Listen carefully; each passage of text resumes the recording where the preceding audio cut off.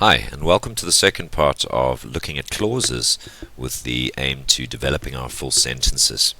Now, when you're writing, you obviously want to add as much detail and description as possible, and I very often get something like this: relaxing under a tree, reading my favorite book, daydreaming about that time at the beach, and feeling the soft breeze flowing through my hair. This is very common in poetry, and it's fine. If you're a poet, you have a poetic license, which means you can break the rules of grammar and just use a string of subordinate clauses. If you have a look at this, it's a string of ideas, lots of description, all sorts of great things about it. But as long as it is, it's not a full sentence. So in this long string of ideas, we have to go back to the basics and remind ourselves, what does a full sentence have to contain? It has to contain a main clause. Is there a main clause? Well, there's 5 verbs: relaxing, reading, daydreaming, feeling, flowing. But what's missing?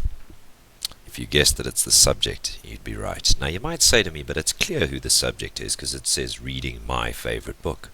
But it could be Auntie Peggy reading my favorite book.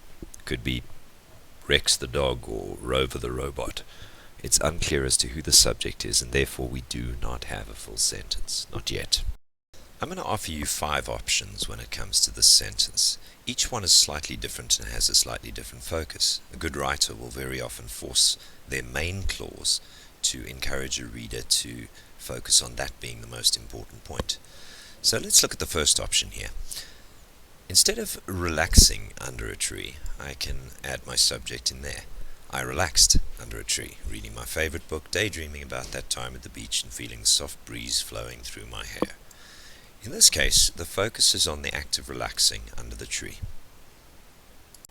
In this case, of course, the main clause, I relaxed under a tree, which could stand on its own, makes the entire thing a full sentence. Everything else is useful, but it's all subordinate.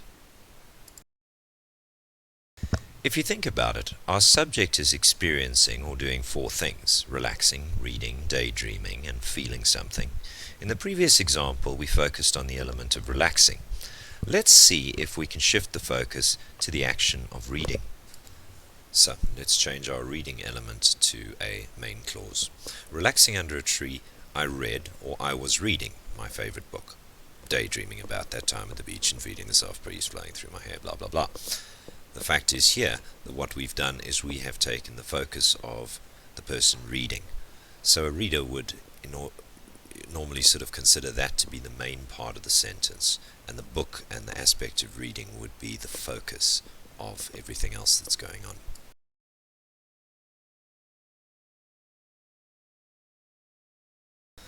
On to option 3. If you wanted to make the daydreaming the focus of your sentence, well, relaxing under a tree, reading my favorite book sets the scene. I daydreamed about that time at the beach and feeling the soft breeze flowing through my hair. In this case, the person is daydreaming about 2 things. The main clause in this case is I daydreamed about that time at the beach.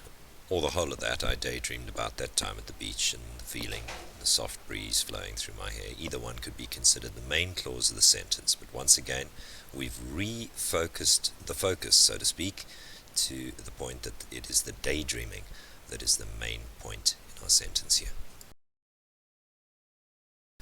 Good writers will deliberately appeal to a specific type of sensation. Now, in this sentence, if you wanted to appeal to your kinesthetic readers, those that enjoy feelings and sensations, you might make the focus of your sentence that feeling of the soft breeze flowing through your hair. Let's look at how we do that. So focusing then on the last part of that question then, the sensation, the feeling of the soft breeze, I'm going to first of all change that to I felt the soft breeze flowing through my hair. If I read the whole sentence again, it doesn't seem 100%. Let me combine my thoughts in my subordinate clauses there. Relaxing under a tree, reading my favorite book, and daydreaming about that time at the beach. I felt the soft breeze flowing through my hair.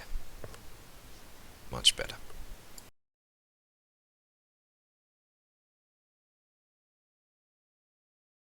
Your 5th option is the simplest of all, and it goes along with the rule of keeping your tense consistent.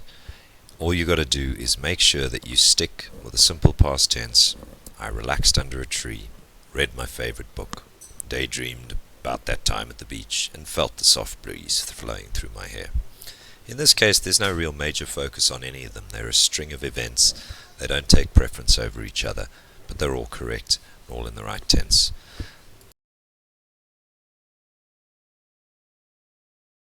So I'm assuming that if you've reached this point, then you've watched both of my videos on clauses.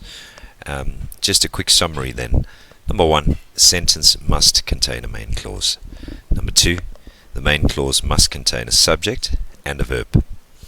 Number three, although subordinate clauses add detail to your writing, they can never stand alone. Maybe in poetry, but not in formal writing. Number four, always important, remember your punctuation. Capital letter at the start and either a full stop, exclamation mark or a question mark at the end of the sentence are always essential, or is always essential. One or the other. Just one additional side note. You may have seen these combinations in graphic novels, cartoons or comic strips. Not acceptable in formal writing. Use either an exclamation mark on its own, question mark on its own, or a full stop.